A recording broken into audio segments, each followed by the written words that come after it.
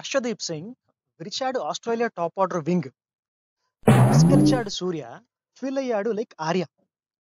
Tim David 6, RCB fans happiness peaks.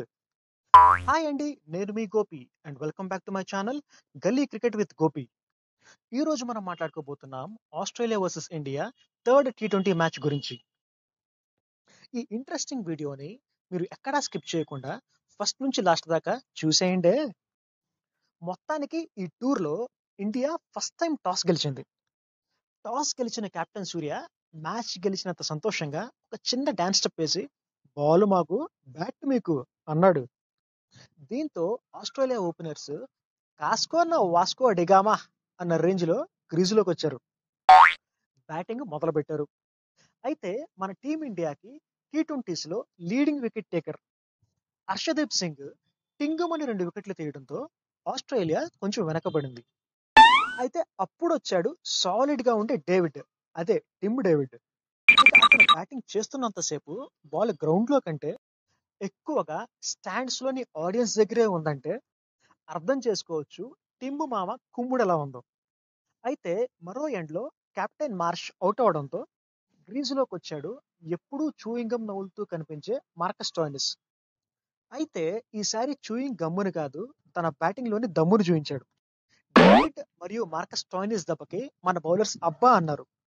David కొట్టిన 129 metre 6 చూసి మన ప్లేయర్స్ అబ్బా దబ్బా జబ్బా అన్నట్టు చూశారు.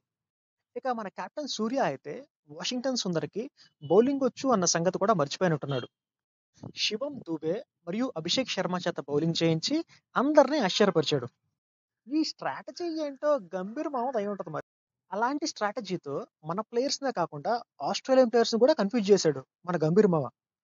అయితే దూబే బౌలింగ్ లో దంచి కొట్టిన టిమ్ డేవిడ్ ఇక చాలే అని ఫీల్ అయ్యి దూబే బౌలింగ్ లో అవుట్ అయ్యాడు. ఇక ఆస్ట్రేలియా లోవర్ మిడిల్ ఆర్డర్ కూడా రాణించడంతో ఆస్ట్రేలియా 20 ఓవర్స్ లో 186 రన్స్ చేసింది. మన బౌలర్స్ లో హర్షదీప్ 3 వికెట్స్, వరుణ్ చక్రవర్తి 2 వికెట్స్ మరియు శివం దూబే 1 వికెట్ తీసుకున్నారు. బుమ్రా మాత్రం వాషింగ్టన్ సుందర్ క్యాచ్ వదిలేయడంతో మరోసారి వికెట్లెస్ గా మిగిలిపోయాడు. అయితే 187 రన్స్ టార్గెట్ తో బ్యాటింగ్ దిగిన ఇండియాకి ఓపెనర్ అభిషేక్ శర్మ మరొకసారి తన దూకుడు చూపించి ఇండియాకి మంచి స్టార్ట్ ఇచ్చాడు. అయితే మరో ఓపెనర్ గిల్ మాత్రం డల్ గా ఆడాడు, అవుట్ అయ్యి గ్రౌండ్ ని వీడాడు. నెక్స్ట్ వచ్చిన సూర్య వచ్చి రావడంతోనే 2 సిక్స్లు కొట్టాడు, ఆస్ట్రేలియాని ప్రెషర్ లోకి నెట్టాడు. దమ్ముంటే పట్టుకోర షికావత్తు అన్నట్టు బాల్ ని గాల్లోకి లేపాడు, కానీ టైమింగ్ కుదరక అవుట్ అయ్యి వెనుదిరిగాడు. మరి నెక్స్ట్ వచ్చిన తిలక్ లాస్ట్ మ్యాచ్ లో లాగా జలక్ ఇవ్వకుండా ఆడడంతో ఇండియా మంచి రన్ రేట్ తో టార్గెట్ వైపు పరుగులు పెట్టింది. మరోవైపు అక్షర్ పటేల్ అవుట్ అవడంతో నాకు బౌలింగ్ ఎటూ ఇవ్వలేదు, కనీసం బ్యాటింగ్ అయినా ఇవ్వంటారా అన్నట్టు ఎదురు చూస్తున్న వాషింగ్టన్ సుందర్ గ్రీజులోకి వచ్చాడు. వచ్చి రావడంతోనే మన వాషింగ్టన్ సుందర్ సుందరమైన షాట్స్ కొట్టడంతో ఫ్రిడ్జ్ నుండి బయట పెట్టిన ఐస్ క్రీమ్ కరిగినట్టు మన టార్గెట్ కూడా కరిగిపోయింది. చివర్లో జితేష్ శర్మ 4 కొట్టడంతో మన ఇండియా మ్యాచ్ గెలిచింది, సిరీస్ లో నిలిచింది. అయితే టిమ్ డేవిడ్ ఇన్నింగ్స్ చూసిన ఆర్సీబీ ఫ్యాన్స్ ఖుషి అయ్యే ఉంటారు. మరి మ్యాచ్ మన వాళ్ళు గెలవడంతో ఇండియన్ ఫ్యాన్స్ మాత్రం ఖుషి ఖుషి అయిపోయారు.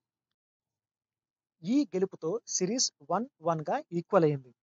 దానివల్ల సిరీస్ రసవత్తరంగాను పక్కింటికి వచ్చిన ఉత్తరంగాను చాలా ఆసక్తిగా మారింది. సో ఫ్రెండ్స్, మరోసారి మరో మ్యాచ్ రివ్యూతో మీ ముందుకు వస్తాను.